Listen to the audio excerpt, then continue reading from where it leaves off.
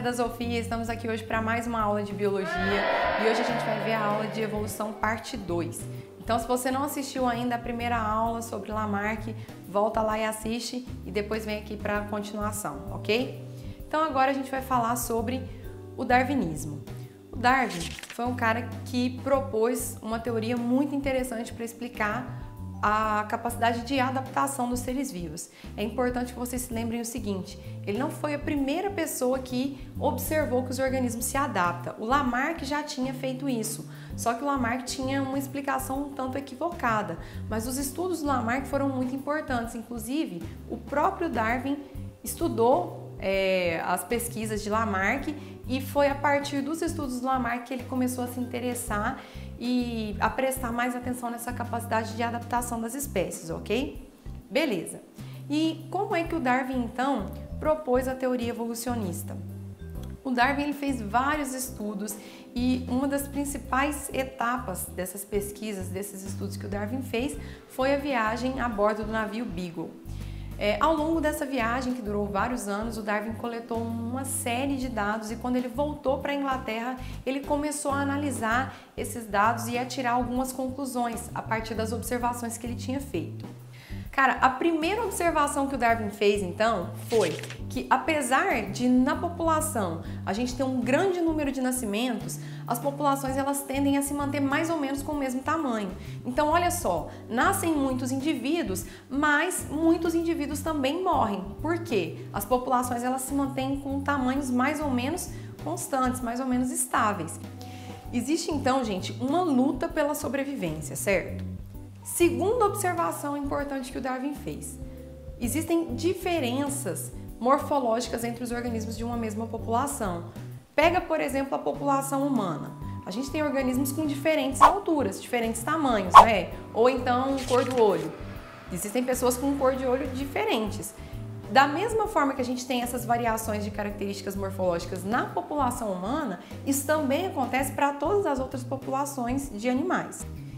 E aí, como os organismos têm características diferentes, nem todos estarão igualmente bem adaptados para sobreviver no ambiente. Então, alguns organismos estão melhor adaptados para explorar o meio do que outros. O que vai determinar isso é as características que eles possuem. Bom, gente, e como a maior parte das nossas características são transmitidas para os nossos descendentes, um organismo que está bem adaptado para sobreviver, para explorar um ambiente, ele consequentemente também vai ter descendentes que estão bem adaptados para explorar aquele meio, certo? Então, se a gente pegar o exemplo que a gente citou da girafa lá no Lamarck, como é que o Darwin explicaria o pescoço grande nas girafas? Ele explicaria da seguinte maneira: na população tem girafa com pescoço maior, com pescoço menor, com pescoço mais curto. A girafa que tem um pescoço mais curto, ela vai ter mais dificuldade para alcançar o alimento. A chance de sobrevivência dela é bem menor. Já aquela girafa que tem um pescoço grande, ela vai se alimentar melhor e, consequentemente, a chance dela sobreviver e de gerar descendentes também é muito maior. Só que aí, o que vai acontecer? Os descendentes dessa girafa de pescoço comprido também terão pescoço mais comprido. Então, ao longo de várias gerações, o que é a tendência de acontecer nessa população? Sobreviverem mais girafas com pescoço comprido e elas terem mais descendentes com pescoço também comprido, enquanto a tendência é as girafas de pescoço curto, então, desaparecerem da população. Bom, gente, então no que o darwinismo se baseia? Ele se baseia na teoria da seleção natural. O ambiente funciona então como um agente de seleção dos organismos que estão melhor adaptados para sobreviver em um meio. Olha só que interessante. Se eu pegar, por exemplo, animais em cavernas, é muito comum a gente encontrar animais em cavernas que não possuem olhos, certo?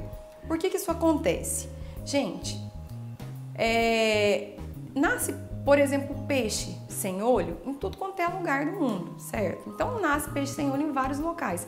Mas um peixe sem olho num lago, num local onde todo mundo enxerga, ele tem alguma vantagem? Não tem nenhuma vantagem, certo? Então a tendência é, num local onde todo mundo está enxergando bem, esse peixe ser eliminado da população porque ele não está bem adaptado para sobreviver lá. Mas se você pegar um peixe que nasce sem olho dentro de uma caverna, ele tem alguma desvantagem em relação aos peixes com olhos? não tem nenhuma desvantagem. Lá ninguém enxerga, então para ele não faz diferença. E na verdade ele pode até ter uma vantagem. Ele, por exemplo, pode poupar a energia que os outros peixes vão gastar para manter o molho funcionando, que na verdade não tem serventia nenhuma para ele, porque lá ele não vai enxergar mesmo. Aquele peixe que não tem olho, ele vai poupar um pouco de energia. E isso vai ser importante, por quê? Porque o alimento em ambientes de caverna, ele é um recurso extremamente escasso. Então, olha só, uma característica ela pode ou não ser vantajosa. Quem vai determinar isso? O ambiente, certo? É isso então que é a seleção natural. Outra coisa importante que você tem que esquecer, deletar da sua vida, gente.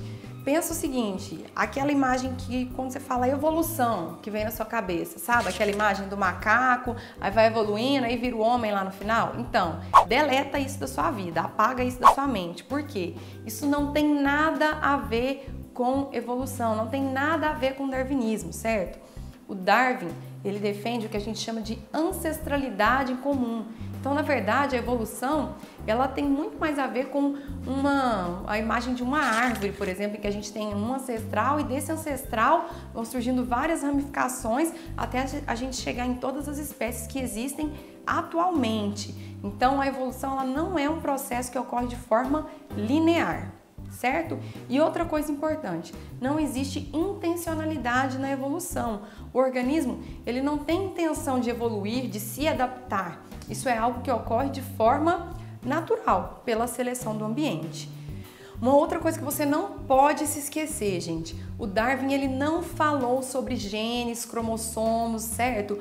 Na teoria dele não tinha nada de genética, porque ele não estudou genética, apesar dele ter sido contemporâneo do Mendel.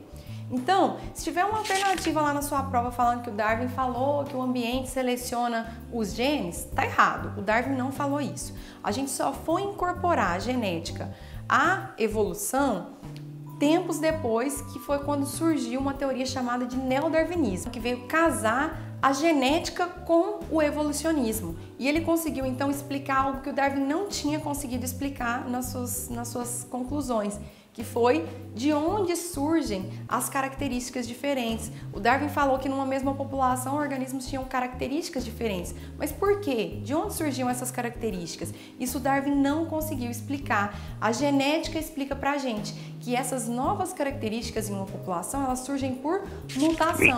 E além das mutações, a gente tem ainda a recombinação gênica, que permite que a gente tenha uma variabilidade genética muito maior.